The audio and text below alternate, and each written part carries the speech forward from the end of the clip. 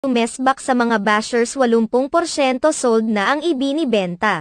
Matapos maging laman ng mga usap-usapan sa ilang mga social media platforms at ilang mga entertainment news sites ang pagbibibenta ng kapuso actress na si Carla Abellana ng mga dugyot pero overpriced na mga pre-loved items. Carla Abellana rumesbak sa kanyang mga bashers. Kamakailan laman ay ibinahagi ng kapuso actress na si Carla Abellana sa kanyang Instagram account ang mga nakuha niyang positive feedbacks mula sa mga bumili ng kanyang mga pre-loved item na sinasabing overpriced at basura na. Sa isang screenshot, makikitang sinabihan ni Carla Abellana ang kanyang customer na pinipintasan umano ng marami ang kanyang mga ibinibenta kaya naman pumapayag umano ang aktres i-check muna ng mga ito ang mga items at kung hindi nila magustuhan ay handa siyang magbigay ng refund. Sa huli ay nagustuhan naman ng nasabing buyer ang kanyang ibinibenta at